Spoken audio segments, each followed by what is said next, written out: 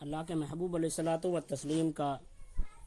ارشاد گرامی ہے۔ اللہ کے رسول صلی اللہ تعالیٰ علیہ وسلم نے ارشاد فرمایا کہ قیامت میں بعض لوگ اس طرح قبروں سے اٹھیں گے کہ ان کے منہ سے آگ کے شعلے نکلتے ہوئے ہوں گے۔ کسی نے آپ سے پوچھا یا رسول اللہ صلی اللہ تعالیٰ علیہ وسلم وہ کون لوگ ہوں گے؟ آپ نے فرمایا کہ تم کو معلوم نہیں کہ اللہ تعالیٰ نے قرآن مجید میں فرمایا ہے کہ جو لوگ یتیموں کا مال ناحق کھاتے ہیں وہ لوگ اپنے پیٹ میں انگارے بھر رہے ہیں۔ ناحق کا مطلب یہ ہے کہ ان کو وہ مال کھانے کا، اس میں سے اٹھانے کا شرع سے کوئی حق نہیں۔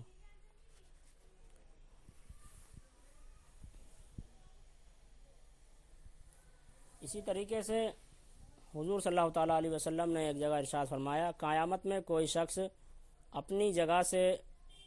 ہٹنے نہ پائے گا اور جب تک کہ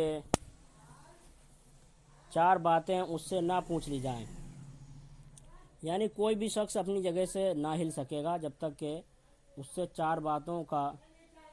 باتوں کے بارے میں معلوم نہ کر لیا جائے، پوچھ نہ لیا جائے گا۔ ایک تو یہ کہ اس نے عمر کس چیز میں اپنی گزاری، اس چیز کے بارے میں اس سے سوال کیا جائے گا کہ تو نے اپنی عمر کہاں گزاری۔ دوسری یہ کہ جانے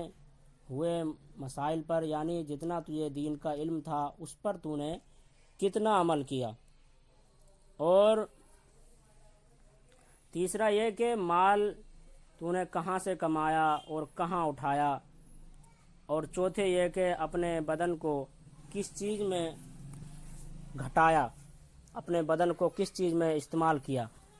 مطلب یہ ہے کہ سارے کام شرع کے موافق کیے تھے یا اپنے نفس کے مطابق کرتا رہا۔ اللہ کے محبوب علیہ الصلاۃ والتسلیم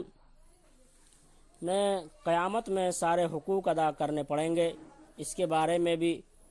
اپنے امتیوں کو خبر دی، یہاں تک کہ سینگ والی بکری سے بے سینگ والی بکری کی خاطر بدلہ لیا جائے گا۔ یعنی اگر کسی ایک سینگ والی بکری نے بے سینگ والی بکری کو تکلیف پہنچائی ہوگی، چوٹ پہنچائی ہوگی، تو وہ بے سینگ والی بکری قیامت کے دن مایوس نہیں کی جائے گی، بلکہ شریعت مصطفیٰ کا قانون یہ ہے کہ کل قیامت کے دن اس سینگ والی بکری کی پکڑ کی جائے گی اور اس بے سینگ والی بکری کا بدلہ دلایا جائے گا۔ یہ ہے ہمارے مصطفیٰ کا قانون، ہمارے آقا و مولا کا قانون۔ اور اللہ کے رسول صلی اللہ تعالیٰ علیہ وسلم نے خطبے میں فرمایا کہ 2 چیزیں بہت بڑی ہیں، ان کو مت بھولنا۔ یعنی ایک ان بڑی چیزوں میں سے ہے جنت جو کہ اللہ کی نعمت ہے، اور دوسری ہے دوزخ جو اللہ تبارک و تعالیٰ کا عتاب ہے۔ پھر یہ فرما کر آپ بہت روئے، یہاں تک کہ آنسوؤں سے آپ کی ریش مبارک تر ہو گئی۔ پیارے آقا صلی اللہ تعالیٰ علیہ وسلم کی پاک اور پیاری مبارک داڑھی تر ہو گئی۔ پھر فرمایا کہ قسم ہے اس کی جس کے دست قدرت میں میری جان ہے کہ آخرت کی باتیں جو کچھ میں جانتا ہوں تم کو معلوم ہو جائیں تو جنگلوں کو چلے جاؤ، جنگلوں میں نکل پڑو اور اپنے سر پر خاک ڈالتے پھرو گے۔ اللہ کے رسول صلی اللہ تعالیٰ علیہ وسلم نے ایک مرتبہ صحابہ اکرام کے درمیان فرمایا کہ اے لوگو، آخرت کے بارے میں، عذاب قبر کے بارے میں جو میں جانتا ہوں اگر تم جان لو تو تم ہنسنا چھوڑ دو اور جنگلوں میں نکل جاؤ، اپنے سروں پر خاک ڈالنا شروع کر دو۔ اور ایک حدیث پاک میں اور کئی جگہ کتابوں میں یہ فرمایا گیا کہ حضرت پیارے آقا حضور سید عالم نور مجسم نبی کے پیارے پیغمبر صلی اللہ تعالیٰ علیہ وسلم نے فرمایا کہ ہے کوئی جو 40 حدیثیں یاد کر کے میری امت کو پہنچائے تو وہ قیامت کے دن عالموں کے ساتھ اٹھے گا۔ تم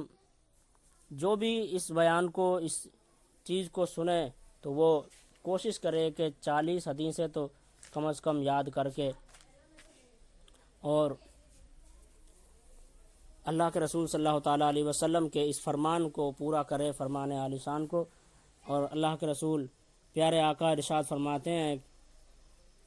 حضور نے ارشاد فرمایا دنیا کی حرص نہ کرنے سے دل کو بھی چین ہوتا ہے اور بدن کو بھی آرام ملتا ہے۔ پیارے آقا صلی اللہ تعالیٰ علیہ وسلم نے فرمایا کہ اگر بہت سی بکریوں میں 2 خونی بھیڑیے چھوڑ دیے جائیں جو ان کو خوب چیر پھاڑیں کھائیں تو اتنی بربادی ان بھیڑیوں سے بھی نہیں پہنچتی جتنی بربادی آدمی کے دین کو اس بات سے ہوتی ہے کہ مال کی حرص کرے اور نام چاہے۔ تو یہ شہرت پسندی، نام چاہنا کہ میرے بھائی کے پاس تو چھوٹا سا گھر ہے، میرے پاس خوب بڑا بنگلہ ہو، تو اس طریقے کے تصورات، یا میرے پاس بہترین کار ہو، پھر میں اس میں شادی کے پروگرام، فنکشن ان میں جاؤں، اپنا نام روشن کروں، یہ ساری چیزیں مال کو اتنی بری طریقے سے برباد کرتی ہیں جس طریقے سے 2 خونی بھیڑیے بکریوں کے لشکر کو برباد نہیں کرتے، بکریوں کے ریوڑ کو برباد نہیں کرتے ہیں۔ لہذا مسلمانوں کو ہوش کے ناخن لینے کی ضرورت ہے۔ اور پیارے آقا ارشاد فرماتے ہیں، ہمارے آقا و مولا سید عالم نور مجسم، جو شخص اپنے بھائی مسلمان کے سامنے عذر کرے اور وہ اس کے عذر کو قبول نہ کرے تو ایسا شخص میرے پاس حوض کوثر پر نہ آئے گا۔ کسی مسلمان نے ایک مسلمان سے معافی مانگی اور اس نے دوسرے نے کہا کہ جاؤ ہم معاف نہیں کرتے، تمہارا تو روز روز کا ڈرامہ ہے، یہ ہو گیا وہ ہو گیا، اس طرح کی باتیں اگر کرتا ہے تو حضور فرماتے ہیں کہ اس انسان کو کل قیامت کے دن میرے پاس حوض کوثر پر نہیں لایا جائے گا۔ ایک شخص نے رسول اللہ صلی اللہ تعالیٰ علیہ وسلم سے عرض کیا، مجھ کو کوئی ایسا عمل بتائیں، حضور ایسا عمل بتلائیے جو مجھ کو جنت میں داخل کرے۔ تو آپ نے فرمایا کہ غصہ مت کرنا اور تیرے لیے اللہ تبارک و تعالیٰ بہشت عطا فرمائے گا، پھر تیرے لیے بہشت ہے اگر تم نے غصے کو ترک کر دیا۔ پیارے آقا صلی اللہ تعالیٰ علیہ وسلم نے جب تک اجازت نہ لے کسی سے کسی کے گھر میں جھانک کر نہ دیکھے، اور اگر ایسا کیا تو یوں سمجھو کہ اس کے اندر ہی چلا گیا۔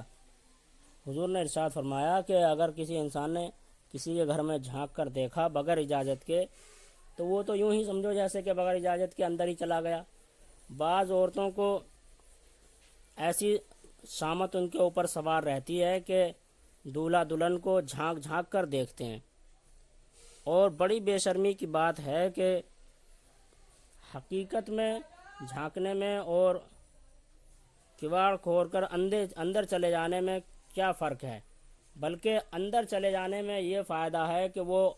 میاں بیوی شوہر جو آپس میں بیٹھے ہوئے گفتگو کر رہے ہوں، آپس کی جس طریقے کی بھی، تو وہ آپ کو دیکھ کر ان باتوں کو بند کر لیں گے یا سمٹ کر بیٹھ جائیں گے۔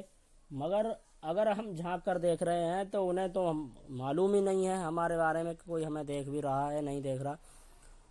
اس وقت میں وہ اپنی باتوں میں بھی مشغول رہیں گے یا جو بھی انہیں کرنا ہے اس کرنے میں لگے رہے، پھر بعد میں ہم سارے میں ان کی اس طریقے کی باتوں کو پھیلاتے پھریں۔ لہٰذا ان باتوں سے بچیں۔